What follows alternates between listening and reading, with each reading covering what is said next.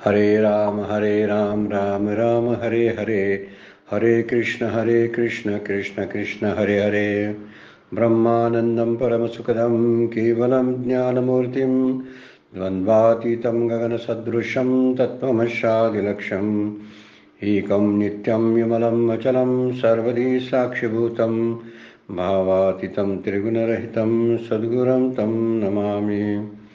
नमामि सद्गुरु शान्तं सच्चिदानन्दविग्रहं पूर्णब्रह्मपरानन्द ईशम् आनन्दीवल्लभम्। सद्गुरु सच्चिदानन्दं केवलं करुणाकरं ज्ञानयोगीश्वरं वन्दे ज्ञानदेवा पुनः पुनः। अलंकापुरी पुण्यभूमि पवित्र तिथे नांदतो ज्ञानराजा सुपात्र तया ठविता महापुण्यराशी। नमस्कार माझा सद्गुरु ज्ञानेश्वरांशी। सर्व संतांना वंदन, सद्गुरूंना वंदन, ज्ञानेश्वर माऊलींना वंदन, सर्व श्रोत्यांना वंदन करून शिवगड अध्यात्म चॅरिटेबल ट्रस्टच्या नित्याच्या ज्ञानेश्वरीच्या उपासनेला आपण सुरुवात करतोय। 8वा अध्याय सुरू आहे आणि त्यातल्या 45 ओव्या ज्या आहेत त्याचं निरूपण माऊलींनी आदिभूत आदिदैव आदियज्ञ या संदर्भात सांगायला सुरुवात केलेलं आहे। श्रोत्यांनी कंटाळून जायचं काही कारण नाही, कारण ज्ञानेश्वरीमधून पुन्हा पुन्हा त्याच गोष्टीचा वापर केलेला आहे। परमार्थ दृढ व्हायचा असेल तर संत एकदा सांगून गप्प बसत नाही, तीच गोष्ट पुन्हा पुन्हा सांगायची असते। संसारात बोलण्यासारखं वेगवेगळं भरपूर असतं, कारण संसारामध्ये अनेक तत्व आहे। परमार्थामध्ये एकच तत्व असल्यामुळं एकच बोलावं लागतं। जगत मिथ्या आणि ब्रह्म सत्य या पलीकडचा सिद्धांतच नाही। फिरून फिरून फिरून सर्व संत आपापली भाषा वापरून आपापलं प्रतिभाशक्ती वापरून त्यामध्ये वर्णन करून सांगतात, अलंकार वापरून सांगतात। श्रुती अलंकाराकडे जास्त जात नाही, पण काय करते, थोडक्यातच फार मोठं तत्वज्ञान सांगून जाते। भगवद्गीतेनं अगदी कमी श्लोकातल्या कमी तुकड्यामध्ये फार मोठं उच्च दर्जाचं तत्वज्ञान सांगितलेलं आहे। त्यामुळे त्यावरती अनेक भाष्य झाली तर भगवद्गीता पूर्ण झालेली नाही। म्हणून भगवद्गीता ज्ञानेश्वरी ही सांगून वाचून पूर्ण करण्याची गोष्ट नाही, ती अनुभवांतीच त्याचा विचार चांगला होतो। आणि म्हणून पुन्हा पुन्हा आदिदैवत आदिभूत आदियज्ञ हे पुन्हा पुन्हा पुन्हा पुन्हा पुन्हा का, तर त्याचा अर्थच असा आहे, माऊलींना ही गोष्ट दृढ करायची आहे। आणि दुसरी गोष्ट, आपलं जीवत्व संपल्याशिवाय आपलं ब्रह्मत्व जे मूळचं आहे ते सिद्धच होणार नाही। आणि जीवत्वाचा मूळ आधार अहंकार आहे। अहंकार गेला की सगळ्याच गोष्टी निघून जातात।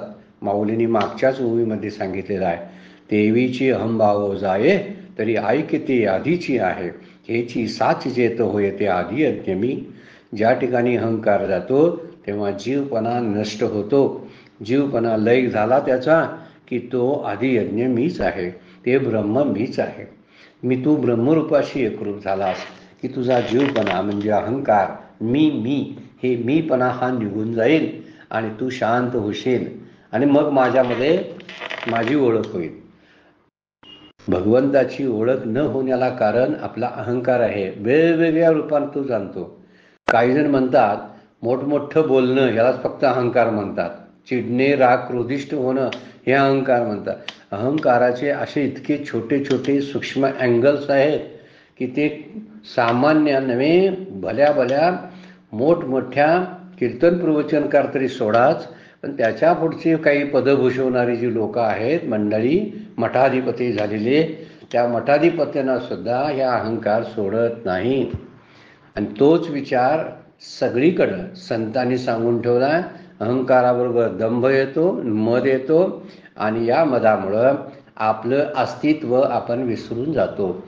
मला देव कळत नाही याला कारण साधना कमी आहे नव्हे, तर अहंकार जास्त आहे म्हणून कळत नाही।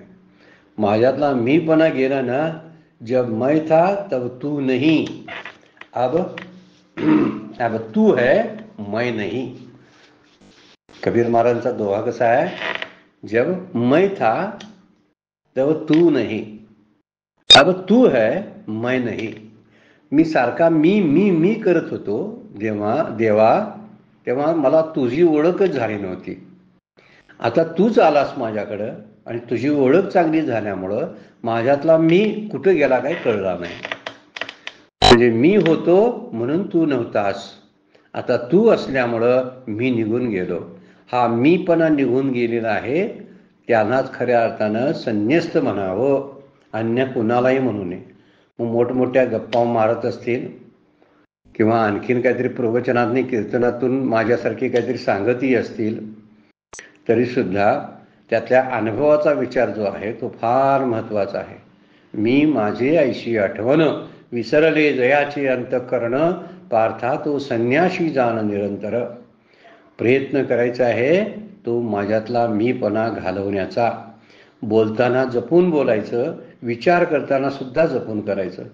माझ्यामुळं झालं, मी केलं, हीच आपली खरा गुंत आहे. यालाच बंधन म्हणतात. हे मजची सेवा झाले परी म्या नाही केले. ही भावना जोपर्यंत आत उतरत नाही तोपर्यंत तो सुटला गा म्हणता येत नाही. माऊली म्हणतात 4व्या अध्यायामध्ये, तो सुटला गा ऐसे जेणे जाणीतले तो सुटला गा. हे जाणायचं आहे, फक्त विचार करायचा आहे. विचाराशिवाय ही गुंता सुटत नाही. किती वेळी जरी आपण मूर्तीवर डोकं आपटून बसलो किंवा त्याच्या पुढ्यात जरी बसलो आणि राम राम राम राम राम 1000 वेळा जरी म्हटलं तरी विचार नाही जर केला तर तो राम राम म्हणणं सुद्धा वाया जाण्याची शक्यता आहे. म्हणून शांतपणे विचार करावा. मी त्या अहंकारानंच म्हणतोय काय? माझ्यासारखा नाम घेणारा दुसरा कोण नाही. माझ्या वया ज्या आहेत ना, नाम लिहिलेल्या, त्या कोणीतरी बघायला पाहिजेत. त्याचं उद्यापन मी घालतो. उद्यापन का घालतो? तर एक 8-10 लोकांना समजावं कुटुंबांना, आणि ते 8-10 कुटुंब 100 कुटुंबांना सांगतील की अमुक अमुक एखाद्या व्यक्तीनं किती कोटी नाम पूर्ण केले लिहून घेतलेलं आहे. आणि ते समजायला नको काय? ते समजण्यासाठी याला दंभ म्हणतात. आणि तो दंभ समजतं सगळ्यांना, फक्त देवापर्यंतच पोचत नाही, सगळ्या जगापर्यंत पोचते मी जे नाम घेतलं ते. कारण मी ओरडून घेतो किंवा वया भरून टाकतो आणि म्हणून माझं नाम जगापर्यंत पोचत नाही, फक्त देवापर्यंत. देवापर्यंत पोचायसाठी गुपचूप एकांतात शांतपणे दंभ न ठेवता अहंकार बाजूला ठेवून नामाला बसावं लागतं. मंदिरात जाताना जशा चपला बाहेर काढतो तसं साधनेला बसताना मीपणा बाजूला ठेवून साधनेला बसावं लागतं, नामाला बसावं लागतं. तेव्हा नाम काय आहे समजायला लागतं, असं संत सांगतात.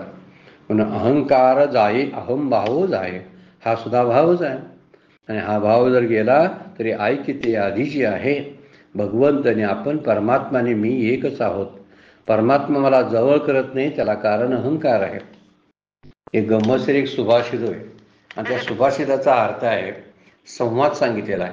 बुद्धी आणि अहंकार यांच्यामधला संवाद आहे. तो अहंकार बुद्धीच म्हणतोय, हे बघ परमात्मा झोपलेला आहे, त्याला तू जाग करू नकोस. अहंकार काय सांगतोय बुद्धीला? तो परमात्मा शांतपणे गुहेमध्ये झोपलेला आहे, त्याला जागा करू नकोस. तो जर जागा झाला तर तू राहणार नाहीस, मीही राहणार नाही आणि जगही राहणार नाही. तो सावधपणाने वाग. किती वर्णनात्मक, किती सुंदर असा एक विनोदी असा एक अलंकारिक सुभाषित आहे की बुद्धी आणि अहंकारामध्ये, बुद्धी काय बोलली नाही म्हणा, पण त्याला संवाद न म्हणता एक मी असा अहंकार बोलतो, हे बघ बुद्धी, तू उगीच सारखं परमात्म्याला, झोपलेल्या परमात्म्याला जागा करू नकोस. सारखं श्रीराम जय राम जय जय राम म्हणून तो जागा होईल, आणि तू जागा करू नकोस. त्या बुद्धीनं जायचा प्रयत्न करायला जाशील तर जाणू नकोस. कारण तुला जर तो परमात्मा उठला आणि जागा झाला तर बुद्धी तू राहणार नाहीस. कारण बुद्धी म्हणजे अंतःकरण, त्यातल्या बुद्धीमध्ये दुसरा भाग आहे, मी राहणार नाही, तू राहणार नाहीस. म्हणजे बुद्धी राहणार नाही, मी राहणार नाही असं म्हणतो अहंकार. म्हणजे अहंकार जाणार आहे आणि जगही राहणार नाही. आपण आता तिन्हीवरच चर्चा करायला लागलोय, मी, जग आणि परमात्मा, ह्या तिन्हीवरच आपली चर्चा चाललेली आहे. त्यामुळं आपण जेव्हा ह्या मीचा विचार अगदी अगदी परिपूर्ण करत असतो, त्याच वेळी शुद्ध मीचा आपल्याला जाणीव लागते की मी कोणच नाही. जर मी कोणतरी असेल तर अहंकारामुळे मी आहे. म्हणजे मीच अस्तित्व जे आहे ते अहंकारामुळे आहे. अहंकार गेला तर मी सुद्धा निघून जातो, आणि मी गेला तर मग मी तूपणाची झाली बोळवण, एका जनार्दनी श्री दत्त ध्यान. नाथ महाराज आरतीमध्ये बोलतातच, मी तूपणाची बोळवण झाली. मी आणि तू, मी म्हणजे जीव आणि तू म्हणजे जग, या दोन्हींची बोळवण झाली की मग श्री दत्त ध्यान, दत्त ध्यानाला सुरुवात होते. म्हणून जगाचं आणि माझा जीवरूपाचं आदिभूत आणि आदिदैवत हे जेव्हा संपून जातं तेव्हा मीच तो आदियज्ञ आहे. ही साचे जेत होय तो आदियज्ञ मी. आजच्या चिंतनामध्ये 46वी होई. पैगाम मी तुझं सकळ यज्ञ कर्मज, सांगितले जे काज मणी धरुणी. म्हणून 4थ्या अध्यायामध्ये इतरत्र सगळीकडं मी तुला सगळे यज्ञ सांगितलेले आहेत, हेच मनात धरून. तुला सगळे यज्ञ बाहेरचे सांगत सांगत का आलं तर हा आदियज्ञ कळावा म्हणून. द्रव्य यज्ञ आहे, भूतयज्ञ, पितृयज्ञ, किती यज्ञ आहे मागच्या चिंतनामध्ये आपण पाहिलेले आहेत. हे सगळे यज्ञ मी तुला सांगितले असं भगवंत अर्जुनाला म्हणतात. पण सगळे सांगण्याच्या पाठीमागं तुला मला इथंपर्यंतच घेऊन यायचं होतं. बाजूचं अगोदर सांगितलं जातं, ज्याला अध्यारोप न करणं म्हणतात. हा अध्यारोप द्रव्ययज्ञ, भूतयज्ञ, पितृयज्ञ, या सगळ्या तपोयज्ञ, खूप असे यज्ञ सांगितले. हे यज्ञ अध्यारोपामध्ये सांगितले, कारण पुन्हा अपवाद करून अधियज्ञ सांगायचा आहे. ब्रह्म काय आहे हे सांगायला बाजूचं काहीतरी सांगत जायला लागते ना. आणि तसंच बाजूचं सांगण्यासाठी मी तुला खूप यज्ञ सांगितले, पण उद्देश कोणता? सांगितले जे काज मनी धरुनी, तुला हा आदियज्ञच कळावा म्हणूनच. आणि जीव ब्रह्म हे ऐक्य आहे, आणि आदिभूताचंही ऐक्य होतं. एकदा जीव ब्रह्म ऐक्य समजलं की मी ही ब्रह्मरूप आहे आणि सृष्टी ब्रह्मरूप आहे, याची जाणीव व्हायला लागते. म्हणून मी तुला सांगितलं पैगाम मी तुला सकळ यज्ञ कर्मज. पण एक गोष्ट लक्षात घे की सगळे यज्ञ कर्मजन्य आहेत. कर्मज म्हणजे कर्मातून जन्माला आलेले. कर्म शब्दाचा अर्थ काय? कर्मातून जन्माला आलेले. कर्मजन्य आहेत, कारण कर्माशिवाय यज्ञ होत नाही. कुठलाही यज्ञ करायचा असेल तर समिधा गोळा कराव्या लागतात, आणि समिधा गोळा करता करता त्याला कर्मच कारण होतं, म्हणजे कर्मामुळंच. म्हणून कुठलाही यज्ञ संपुष्टात पुन्हा स्वर्गलोकाची प्राप्तीपर्यंत देण्यापर्यंतच त्यांचं सामर्थ्य असतं. पण ज्ञानाग्नी जो आहे त्या ज्ञानाग्नीचा विचार तुला सांगण्यासाठी मला इतके सगळे यज्ञ सांगावे लागले. हेच भगवंताला या भूमीमधून सांगायचं आहे. म्हणून म्हणतात सर्व यज्ञांची उत्पत्ती ही कर्मातून झालेली आहे, असं मागील अध्यायामध्ये म्हणजे 4थ्या अध्यायामध्ये बोललेले आहेत. म्हणून सर्व यज्ञ जे आहेत ते क्रियाप्रधान आहेत.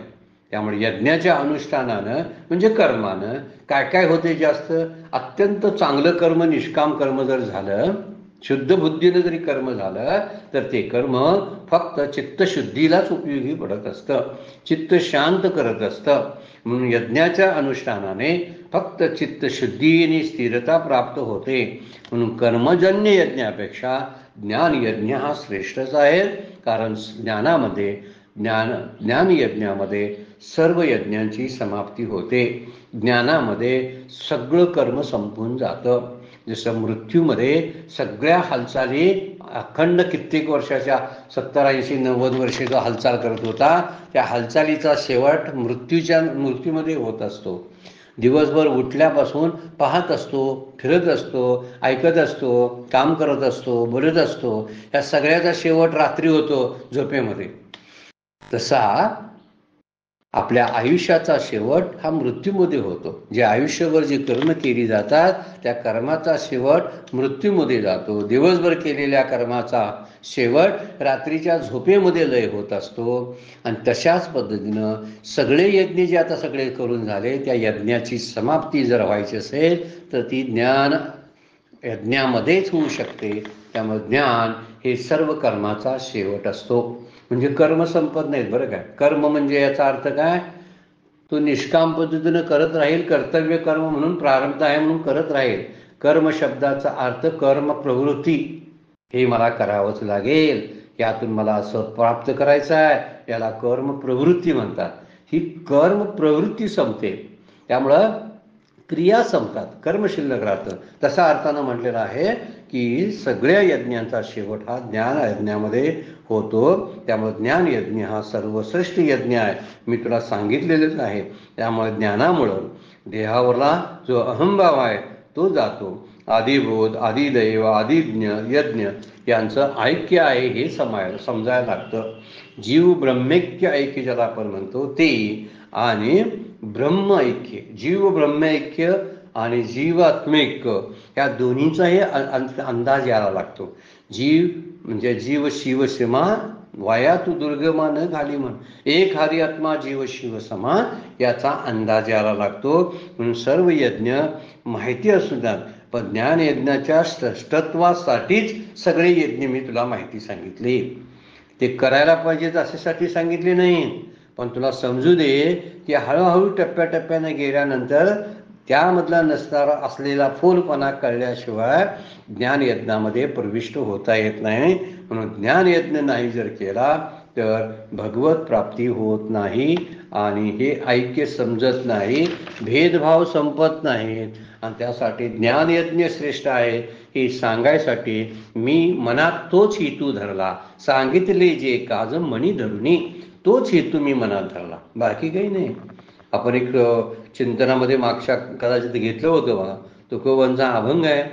म्हणजे सगळं बाहेरचं का सांगितलं जातं, तर मूळ गोष्टीकडे येण्यासाठी सांगितलं जातं. कारण मूळ गोष्टी म्हणजे शेवटचं जे केंद्र आहे तिथंपर्यंत यायसाठी बाहेरचं सगळं अगोदर सांगतात आणि मग तिथंपर्यंत आणतात. तसे सगळे यज्ञ सांगून झाल्यानंतर आता ज्ञान यज्ञाचं महत्त्व जे आहे ते सांगायसाठी तो हेतू मनात ठेवून तुला मी सगळे यज्ञ सांगितले. तुकोबांचा अभंग आहे सर्वश्रेष्ठ आणि सगळ्याला पाठांतर असलेला. सुंदर ते ध्यान उभे विटेवरी, असं वर्णन केले मूर्तीचं. सुंदर ते ध्यान, असा विटेवरी उभं असलेलं सुंदर ध्यान ते विठ्ठलाचे मी पाहतो. कर कटावरी ठेवून या, ज्यानं कर कटावरती ठेवलेले आहेत, कमरेवर ज्याचे हात आहेत, असा सुंदर ध्यान असलेला विठ्ठल मी पाहत आहे. आणि तुळशी हार गळा, त्याच्या गळ्यामध्ये तुळशीची माळ आहे. तुळशी हार गळा कासे पितांबर, आणि कठीला पितांबर नेसलेला आहे. मकर कुंडले तळपती श्रेवण, कंठी कस्तूपमणी विराजित, कंठामध्ये कस्तूपमणी आहे, कानामध्ये कुंडलं आहेत. मकर कुंडली कंठी कस्तूपमणी विराजित, हे सगळं सांगून झाल्यावर म्हणतात तुकोबा, तुका म्हणे माझे हेची सर्व सुख. आता कुंडलांच्याकडे पाहू नका आणि कमरेवर हात ठेवलेल्याकडे पाहू नका. त्याचं ध्यान सुंदर असं असलेलं मुख न पाहता आता असं लक्षात घ्या, हेच सर्व सुखाचं ठिकाण आहे, याच्या पलीकडे दुसरं सुख नाही. म्हणजे ब्रह्मत्वापर्यंत येण्यासाठी आधी भूत आणि आधी दैवत सांगावी लागतात, म्हणून मी सांगितली. सगळे यज्ञ त्यासाठी सांगायचे की ज्यामुळं ज्ञान यज्ञाची महती कळेल म्हणून माऊली म्हणतात, पैगा मी तुझं सकळ यज्ञ कर्म जर सांगितले जे काज मनी धरुणी, तो हा सकळ जीवांचा विसावा, नैष्कर्म सुखाचा ठेवा, परी उघड करुणी पांडवा दावीचे तसे. हे उघड नाही बरं काय, हे गूढ असं ज्ञान आहे, गुह्य आहे. पण गुह्य असलं तरी मी तुला उघड करून सांगतो, हा सर्व जीवांच्या विश्रांतीचं ठिकाण आहे, ज्या ठिकाणी निष्कर्म सिद्धी प्राप्त होते. निष्कर्म सुखाचा खजिना ज्या ठिकाणी सापडतो ते हे ठिकाण आहे. परंतु अर्जुना, ते गूढ अभिप्राय तुला मी उघड करून दाखवत आहे. वास्तविक हे अवघड कठीण आहे कळायला, पण मी तुला सोप्या भाषेमध्ये उघड करून दाखवतो. माऊलींची भूमिका तीच आहे पहिल्यांदापासून. ज्ञानेश्वरीचा मूळचा उद्देश तोच आहे की सोप्या भाषेमध्ये परमार्थ सांगणं, हाच मूळ उद्देश डोक्यापुढे ठेवून माऊली बोलतात. प्रकट गुह्य बोले विश्वभ्रमची ठेले. माऊलींच्या आरतीमध्ये त्यांचं वर्णन करताना असं केलेलं आहे, प्रकट गुह्य बोले, त्याने गुह्य असलेले ज्ञान प्रकट करून सांगितलेलं आहे. आणि म्हणूनच आपल्याला ते समजतं. आणि काय म्हणतात त्या आदियज्ञाचा विचार करतात? तो आदियज्ञ जो आहे तो म्हणजे तो आदियज्ञ, तो म्हणजे ते ब्रह्म असा अर्थ. तो म्हणजे ते परमात्मा, तो शब्द वापरला. तो हा सकळ जीवांचा विसावा, तो सगळ्या जीवांचं विश्रांतीचं स्थान आहे. कारण जिथून त्याची उत्पत्ती होते तिथंच विश्रांती चांगली मिळत असते. ज्या घरामध्ये आपण राहत असतो, गावभर फिरून आलो कुठून तरी दिवसभर, तर आपण संध्याकाळी आलो आपल्या घरामध्ये की मगच विश्रांती मिळत असते. इतरत्र विश्रांती घ्यावीशी वाटत नाही किंवा ती पुरेशी मिळतही नाही. आपल्या घरामध्ये मिळते ना, तसं ईश्वराशिवाय, ईश्वराच्या पायाशिवाय जीवाला दुसरा विसाव्याचं ठिकाण नाही. हे दमला भागलेलाचा विसावा जो आहे, भाग गेला सीन गेला, आता काय झालेलं आहे? आता निश्चिंतीने पावलो विसावा, कुंटली या धावा तृष्णेची या. आता कोठे धावे मन तुझे चरण देखील या, भाग गेला सीन गेला. तसं माऊली तुकोबा म्हणतात, आता निश्चिंतीने पावलो विसावा. मला आता इतके दिवस मी जे त्रास घेतला होता, तो त्रासामुळे मला आता विसावा सापडला. म्हणून माऊली त्या आदियज्ञाचा आणि ब्रह्माचा आणि परमात्म्याचा विचार, तो विसाव्याचं ठिकाण नैष्कर्म सुखाचा ठेवा म्हणून सांगितलं आहे. तिथे विश्रांती आहे. तसंच कर्मरहित अवस्था प्राप्त झाल्याखेरीज कुठल्याही गोष्टीची प्राप्ती होत नाही. म्हणून नैष्कर्म्य अवस्था म्हणजे कर्मरहित, त्याला अकर्म आपण शब्द मागच्या वेळा बघितलेला आहे. कर्म, विकर्म आणि अकर्म असे विभाग पाडून जे आहेत ते कर्म, तो कर्म करतो पण अंगाला त्याच्याबद्दलचा असणारी आसक्ती, त्याच्या आसक्तीचा त्याग करून कर्म करणं, त्यामुळे नैष्कर्म्य अवस्था प्राप्त होते. निष्काम कर्मानं नैष्कर्म्य अवस्था प्राप्त होते. म्हणून नैष्कर्म्य सुखाचा ठेवा, अशा निष्काम कर्मानंतर जे प्राप्त होतं त्याला आदियज्ञ म्हणतात. ज्या ठिकाणी सर्व सुखाला जीवाला विश्रांती मिळते त्याला आदियज्ञ म्हणतात. त्यामुळे आदियज्ञ हे सर्व जीवांचं विश्रांती स्थान आहे असं माऊली म्हणतात. म्हणून कर्म संपल्याखेरीज म्हणजे निष्काम कर्म नैष्कर्मी अवस्था प्राप्त केल्याखेरीज परब्रह्माची प्राप्ती होत नाही. म्हणून परमात्मा हा एकमेव विश्रांतीचं ठिकाण आहे. कितीही त्रास करीत आपण फिरलो तरी शेवटी जातो, शांत बसायला जातो, चला जरा मंदिरात जाऊन बसूया, जरा शांत होऊया असं आपण म्हणतो. याला अर्थच असा आहे की कितीही आपण काही जरी धडपडी केल्या तर परमेश्वराच्या पायाशिवाय विश्रांतीचं दुसरं ठिकाण नाही. म्हणून त्याच्या नामात का राहावं, तर तिथंच विश्रांती आहे म्हणून. कारण जीव हा बहिर्मुख झाल्याने अज्ञानानं आवृत्त झालेला असतो, त्यामुळं आत्मसुखापासून दूर गेलेला असतो. ह्या आत्मसुखाच्या ठिकाणीच विसावा मिळतो. विषय सुखामध्ये धावणं असतं, आत्मसुखामध्ये विसावा असतो, विश्रांती असते.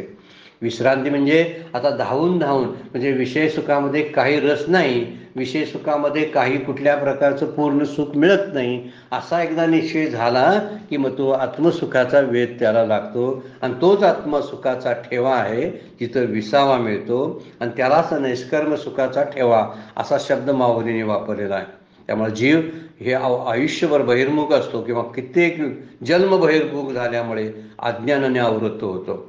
म्हणून जसे एखादा कस्तुरी मृगाचा विचार सांगतात बघा, कस्तुरी मृग जो आहे त्याची कस्तुरी जी असते त्याच्या बेंबीमध्ये असते, वन वन वन वन फिरत असतं ते त्या सुगंधाच्या प्राप्तीसाठी. पण त्याचा खरा सुगंध जो आहे तो तिथंच असतो बाहेर. निदैवाच्या परिवरी लोह्या रुतल्या अति शस्त्रवरी, ते बैसुनी उपवासरी करिका दरिद्री ये. हे वाचे एक दृष्टांत दिलाय माऊलीने 9व्या अध्यायामध्ये की एक खजिना आहे आणि त्या खजिनावरतीच घरातल्या सोन्या नाण्याचे हंडे पुरलेले आहेत घरात, पण त्याला दारिद्र्य प्राप्त झालंय.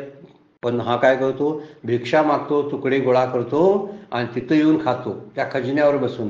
त्याला खजिना जवळ आहे पण पत्ता नाही.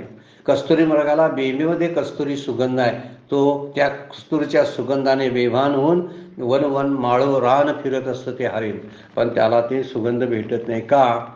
तो तिथंच असतो. कसा भेटेल सांगा बघू? धावण्यामुळे तो भेटेल का? जर तो कुठेतरी दूर असता तर तो भेटला असता. हा निष्कर्म सुखाचा ठेवा म्हणलेला आहे. हे इथंच आहे, सकल जीवांचा विसावा. कुठं विसावा मिळणार आहे सांगा? कुठल्या ठिकाणी, कुठल्या तीर्थक्षेत्रावर जावं तिथे विसावा मिळेल सांगा? कुठल्या मठामध्ये गेल्यावर विसावा मिळेल? विसावा मिळेल काय दगदगच होईल? हा जरासा अभ्यासाचा विषय आहे. कुठल्या तीर्थक्षेत्रावर गेल्यावर शांतपणे नाम घेता येते सांगा. आता कुठली अशी तीर्थक्षेत्र राहिलेत की ज्या ठिकाणी जावं आणि नामाला शांतपणे बसावं? कोणतरी येऊन ठाण दिवशी कधी घंटा वाजवेल कुठल्या मंदिरामध्ये काय सांगता येत नाही. फार भक्तांचे वेगवेगळे प्रकार आपल्याला बघायला मिळतात. म्हणून आपल्याला खरा सुखाचा ठेवा जो आत्मसुखामध्येच आहे. कस्तुरी मृग धावून धावून शांत झाल्यानंतर त्याला कळेल की ते शांत बसल्यानंतर, बरं काय. म्हणून इथं म्हणलेलं आहे सकळ जीवांचा विसावा. म्हणून जीव विषयांच्या मागे धावतो. जसं सावली पुढे धावत असते, सूर्याकडे पाठ केली की सावली आपल्या पुढं पळत असते, आणि सूर्याकडे पुढा केला की सावली आपल्या मागून येत असते. एक आपल्या नेहमीचं उदाहरण आहे की जरी आपण विषयांच्या मागं लागलो ना तर विषय सुख पुढं पळत असतात. आणि विषय सुखाकडे पाठ केली ना म्हणजे कुणाकडे पुढा करायला पाहिजे? विषय सुखाकडे पाठ म्हणजे सूर्याकडे, म्हणजे परमात्म्याकडे पुढा झाला पाहिजे. आणि परमात्म्याकडे जर पाठ करून आपण पळायला लागलो तर ही सुख पुढं पुढं आहेत. जसं कस्तुरी मृगाला वाटतं कस्तुरी पुढं आहे, किंवा मृगजळ शोधणाऱ्या त्या मृगाला वाटतं की ते पाणी पुढं आहे. याचं कारण असं आहे की त्यानं पाठ केली. जर आम्ही सूर्याकडे पाठ केली, जर भगवंताशी विन्मुख झालो तर आम्हाला सुखाचा ठेवा सापडणार नाही. म्हणून जीव विषयांच्या मागे धावतो आणि म्हणूनच त्याला विषय सापडत नाहीत. जसं सावली पुढे पिळते आणि सूर्याकडे पुढा जर केला तर ती सावली आपल्या मागे लागते. म्हणून एक गोष्ट त्यातूनच विचार केला पाहिजे, माझं नेहमी मी ईश्वराभिमुख माझी साधना असली पाहिजे. परमपूज्य डॉक्टर काका आमचे सद्गुरू यांनी वर्णन करताना 2-3 प्रकार सांगितलेले आहेत. सुरुवातीची साधना ही शास्त्राभिमुख झाली पाहिजे. 2 नंबरची साधना जी आहे ती ईश्वराभिमुख झाली पाहिजे. आणि शेवटची 3री साधना सांगितलेली आहे. ही सगळं झाल्यानंतर ज्याला मुरवणं म्हणतात, ते मुरवणं म्हणजे आयुष्यात प्रपंचात वावरताना त्या साधनेचा वापर झाला पाहिजे. त्याला जीवनाभिमुख साधना म्हणतात. म्हणून पहिली शास्त्राभिमुख, नंतर ईश्वराभिमुख आणि नंतर जीवनाभिमुख साधना असली पाहिजे. अशी जीवनाभिमुख साधना झाली की परमार्थ मुरला आणि त्याला सहजता प्राप्त झालेली असते. त्यामुळं कर्म करताना स्थैर्य नसल्यामुळं, सारखं धावणं असल्यामुळं सुख कुठं मिळतच नाही. आणि सिद्धांतच आहे, सुख आहे ते कर्माने कधी प्राप्त होत नाही. उलट कर्म थांबल्यानंतरच प्राप्त होत असतं. खरी विश्रांती जी आहे ती वळवळ बंद केल्यानंतर झोपेत प्राप्त होत असते. झोपेतलं जे सुख आहे ते झोपेतलं सुख झोपेतच मिळत असतं. किती धावल्यामुळं झोपेचा अनुभव येतो का सांगा? कितीही धावा, कितीही साहित्य साधनं जवळ असू देत, कितीही धनसंपत्ती जवळ असू देत, जर झोप नसेल तर त्या सुखाचा अनुभव येत नाही. आणि झोपेत एकही काही नसलं तरी सुद्धा त्या सुखाचा अनुभव येत असतो. हा त्यालाच म्हणलेला आहे सकळ जीवांचा विसावा. म्हणून सुख हे आत्म्याचं स्वरूप आहे. आणि आत्मा कसा आहे? नैष्कर्म्य स्वरूप आहे. तिथं कुठल्याही तो क्रियारहित आहे. म्हणून किंबहुना सोय जीव आत्मयाची आहे, ते जे होय तया नाव सुख. खरा विसावा कुणाला म्हटलेला आहे? आत्म्याची आणि जीवाची गाठ पडल्यावर जे त्यांच्यातलं काय होतं त्यालाच सुख म्हणलेलं आहे. म्हणून कितीही धावलं तर येऊन शेवटी कुठे काम पाहिजे? सर्व सुखाचे आगर बाप रखमा देवीवर. दुसरं कुठंही आगर नाही. आगर म्हणजे केंद्र. सर्व सुखाचे आगर, नुसत्या सुखाचं म्हटलेलं नाही माऊलीने. सर्व सुखाचे आगर बाप रखुमा देवीवर. सगळ्या सुखाचा ठेवा हे ब्रह्मसुखामध्येच आहे. सगळ्या सुखाची विश्रांती आणि सगळ्या विषय सुखांचा शेवट हा आत्मसुखामध्येच होतो. मागोदर सुरुवातीला वर्णन आपण केले, सगळ्या धडपडीचा शेवट मृत्यूमध्ये जसा होतो, किंवा दिवसभर केलेल्या कामाचा सीमा झोपेमध्ये जसा लय पावतो आणि विश्रांती पावते, तर सगळ्या विषया सुखांचा भोग घेतल्यानंतर लक्षात यायला लागतं की धडपड करून काय उपयोग झाला नाही. आता हे कळलं तरी बरं. म्हणून ते नैष्कर्म्य सुख ज्याला आपण म्हणलेलं आहे तेच आदियज्ञ आहे. आणि आता त्याच आदियज्ञाचं विस्तारानं आता स्वरूप सांगायला सुरुवात करतात माऊली. काही साधनेचा वर्णन केलेलं आहे. परत थोडंसं योगाच्या प्रक्रिया थोड्याशा कमी प्रमाणात 1-2-4 ओव्यामधून पुढच्या माऊलींनी वर्णन करायला सुरुवात केलेली आहे. तो हा सकळ जीवांचा विसावा नैष्कर्म्य सुखाचा ठेवा परी उघड करुणी पांडवा दावीज तसे. तो जो आदियज्ञ म्हणलेला आहे तो हाच आहे. हा म्हणजे माझं आत्मस्वरूप आपल्याकडून बोट केला पाहिजे. तो हा विठ्ठल बरवा. माऊली कशी बोलते बघा अभंगामध्ये, तो हा विठ्ठल बरवा. तो म्हणजे तो जो तुम्हाला जो विठ्ठल दिसतो, मग मूर्तीत दिसेल, जगात दिसेल, जो आहे जगभरात व्यापलेला विठ्ठल जो आहे तो हाच आहे. हा म्हणजे एक बोट आता आपल्याकडे करायचं, एक बोट तिकडं पुढे गेलं तो, आणि हा म्हटलं की जवळ आला बघा. म्हणून इथं म्हणलेलं आहे तो हा सकळ जीवांचा विसावा. तो जो विसावा जो जे सुख आपण म्हणतो ना ते सुख म्हणजे इथंच हाच सुखरूप आहे हे सांगण्यासाठी म्हटलेलं आहे. तो हा सकळ जीवांचा विसावा नैष्कर्म्य सुखाचा ठेवा परी उघड करून पांडवा दावीज तसे. वास्तविक हे कळण्यासारखं नाही, गुढ आहे, पण तुला मी सांगतो. आता सुरुवात सांगतात बघा विस्तारानं. पहिले वैराग्य इंधन परिपूर्ती इंद्रिया नळी प्रदीप्ती विषय द्रव्यांची आहुती देऊन या. कुठला अग्नी पेटवलाय बघा, कुठल्या आहुती दिल्या जातात याचं वर्णन 48 नंबरच्या ओळीमध्ये माऊली करतात. या आदियज्ञामध्ये म्हणजेच त्याला ज्ञानयज्ञ आपण विचार केला, त्या आदियज्ञामध्ये वैराग्य रूपी काष्ट जे आहे त्याला आपण समिधा म्हणतो. ते काष्ट कुठलं आहे? लाकडं. वैराग्य रूपी लाकडाच्या भरपूर असा पेट घेतल्यामुळे तो इंद्रिय रूपी अग्नी तयार झाला. वैराग्य रूपी लाकडं घालायची म्हणजे इंद्रिय रूपी अग्नी, म्हणजे इंद्रियांच्या क्रिया सगळ्या जळून जातील असा अग्नी तयार झाला. की विषय द्रव्याची आहुती देऊन या. मग 5 विषय जे आहेत त्या 5 विषयांचं हवीर द्रव्य म्हणजे समिधा, म्हणजे जे टाकायचा आहुती ती आहुती द्यायची. म्हणजे इंद्रिय यज्ञ संपवावा लागतो.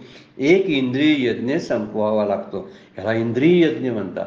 इंद्रियांच्या आहुत्या वैराग्याची लाकडं घ्यायची, इंद्रियारूपी अग्नी पेटवायचा आणि त्याच्यामध्ये आहुती देताना 5 विषयाच्या द्यायच्या. मला काय काय आवडते त्याच्या द्यायच्या, मला काय काय आवडत नाही त्याच्या द्यायच्या. म्हणजे राग आणि द्वेष सगळे त्यामध्ये घालवायचे. शब्द स्पर्श रूप रस गंधातून मिळणाऱ्या सगळ्या सुखांची आहुती त्यामध्ये द्यायला पाहिजे. पण लाकडं मात्र वैराग्याची लागतील. समिधा ज्या लागणार आहेत ना त्या कशा लागतील? वैराग्याची लाकडं पेटवायला लागेल.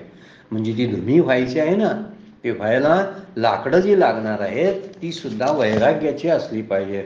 म्हणून माऊली बोलतात आदियज्ञ करण्यासाठी कोणतं इंधन लागतं त्याचा विचार मांडताना वैराग्य रूपी इंधन आणि तो इंद्रिय रूपी अग्नीमध्ये 5 विषयांची आहुती देणे हा आदियज्ञ आहे. हा आदियज्ञ हा ज्ञानयज्ञच आहे, सामान्य यज्ञ नाही. हे लक्षात ठेवण्यासारखं आहे. सामान्य यज्ञासाठी सामान्यच आहुती द्यावी लागते. सामान्य यज्ञ हे बाहेर होतात आणि ज्ञानयज्ञ हा अंतःकरणामध्ये होतो. बघा विचार करायला मुद्दा हा फार महत्त्वाचा आहे. बाहेरचे यज्ञ करायला फार सोपे आहेत. त्यासाठी बाहेरची जाऊन जंगलातली लाकडं समिधा गोळा करायची, तूप आणायचं किंवा आणखीन काय लागतात ना त्या आहुती देण्यासाठी ते सगळे जमा करता येतं, बाहेरनं आणता येतं, मागवता येतं आणि आपल्याला यज्ञ करता येतो. कसे सुंदर विचार सांगितलेला आहे बघा. परंतु आत जो आहे तो शांत होणारा जो आहे, जो पेटणारा, जिथं नेहमी खाऊ वाटतं, पळावंसं वाटतं, लुबाडावंसं वाटतं, दुसऱ्यांचं नुकसान करावंसं वाटतं, निंदा करावीशी वाटते, लोकांची बदनामी करावीशी वाटते, हे जे आत पेटलेलं ह्याला काय करायचं? हे कुठली शांतता कशासाठी करायची? यासाठी विचार सांगितलेला आहे की आत तो यज्ञ करायचा आहे. तो यज्ञ आतला आहे. सामान्य यज्ञ बाहेरचे असतात. ज्ञानाग्नी जो असतो, ज्ञानाग्नी पेटवायचा तो दिसत नाही, आतमध्ये असतो. त्यामुळं कळत सुद्धा नाही की तो ज्ञान संपादन करायला लागलेला आहे. म्हणून सामान्य यज्ञामध्ये बाह्य द्रव्यांच्या संविधा लागतात, म्हणून तो करणं अत्यंत सोपं आहे. वास्तू शांती घालून वास्तू शांत करणं सोपं आहे, पण घरातल्या माणसांनी शांत राहणं फार अवघड आहे. वास्तू शांती घातली की शांती झाली म्हणायची, कशाची? वास्तूची झाली. आता वास्तूची शांती करायची काही गरजच नाही तशी वास्तविक, कारण वास्तू काय घरातल्या त्या घराच्या भिंती काय इकडं तिकडं झुलत नाहीत किंवा फिरायला कुठं बाहेर जात नाहीत. घरातल्या कुठल्याही वस्तू कुठल्या हलत नाहीत. वरचं छत 4 दिवस कुठेतरी बाहेर गेले नाही, आत्ता आलंय असं कधी होत नाही. त्याला कशाला शांत करायला लागते? वास्तू शांताचा अर्थ आहे घरातलीच माणसं शांत असायला पाहिजे. घरातल्या माणसांना शांत करणं हा होम वेगळा आहे, पण वास्तू शांत करायचा होम फार सोपा आहे. एखाद्या गुरुजींना बोलवून आणि काही संविधाने आहुती द्रव्य गोळा करून आपण ते मागवून घेऊन सुद्धा आपण तो यज्ञ पूर्ण करू शकतो. पण हा कुणीच करायचा यज्ञ आपला, त्यासाठी माऊली सांगायला लागलेत त्या ठिकाणी विरक्तीच असावी लागते, वैराग्यच असावं लागतं. त्यामुळे वैराग्याशिवाय हे यज्ञाचे लाकडच गोळा होत नाहीत आणि इंद्रिय रूपी त्यामध्ये तो अग्नीच तयार होत नाही. कारण त्यातले जे समिधा आहेत ते मला पंचविषयाचे भोगच अर्पण करायचे आहेत ना. मग भोग अर्पण केल्यावर मला कुठलं काय करणार आहे? म्हणून खरा यज्ञ जो आहे तो त्यागात आहे. त्यागातलाच यज्ञ हा ज्ञान यज्ञ होऊ शकतो. आणि म्हणूनच इथं वर्णन केलेलं आहे की तुकोबा सुद्धा बोलतात बघा, तीळ जाळीले तांदूळ काम क्रोध तैशेची खड. हा एक ओळीमध्ये सांगतात बघा, यज्ञाची आहुती सांगितलेली आहे. तीळ जाळीले तांदूळ, तांदूळ जाळायचं, तीळ जाळायचं, तूप जाळायचं, ती जाळायला सोपं आहे. काम क्रोध तैशेची खड, आतमध्ये असलेले काम क्रोधादी विकार जे आहेत ते तसेच ठेवता आणि मग तुम्ही यज्ञ करायला जाता. दाखवताना म्हणता की आम्ही आता पूर्ण मुक्त झालोय, हे दाखवायला सोपं आहे. हे कपड्यात दाखवता येतं, टिळ्या माळातनी दाखवता येतं, सगळ्याच गोष्टी करता येतात. ह्यामध्ये प्रपंचामध्ये नाटकं करायला खूप जागा असते. इथं मात्र नाटक चालत नाही, कारण हे नाटक आतला बघणारा एकच श्रोता आणि एकच प्रेक्षक आहे, तो म्हणजे परमात्मा. आणि हे नाटक बघायला प्रपंचाचं जग बघत बसलेलं आहे. त्या जगाला खुश करण्याच्या नादामध्ये मला जो यज्ञ करायचा आहे हा यज्ञ दंभातून होता कामा नये. म्हणून माऊली म्हणतात इथं विरक्तीचा असायला पाहिजे, कारण ज्ञान यज्ञामध्ये वैराग्य, इंद्रियांचा संयम आणि पंचविषयाबद्दलच्या भोगाचा तिटकाराच यावा लागेल. त्याशिवाय विरक्ती वाचून काही ज्ञानाशी तगनेची नाही.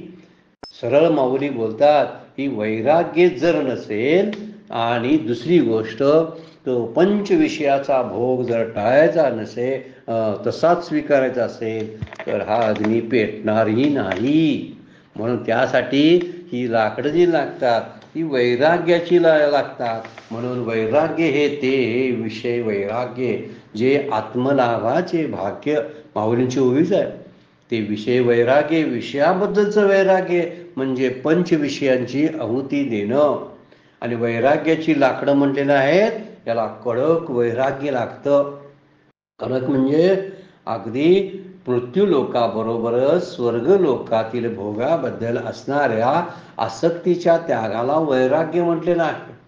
आता हे असलं वैराग्य आम्हाला संसारातलीच आसक्ती घालवायला येईना, स्वर्गातली आसक्ती कोण घालवणार आणि स्वर्गाबद्दलची अभिलाषा कशी घालवता येणार? म्हणून इथं म्हणलेलं आहे पारलौकिक भोगाविषयी अंतःकरणामध्ये पूर्ण अनासक्ती असणं हेच खरं वैराग्याचं स्वरूप आहे. म्हणून इंद्रिय आणि विषय यांच्या संयोगाने जे सुख होतं ते दुःखाला कारणीभूत होतं.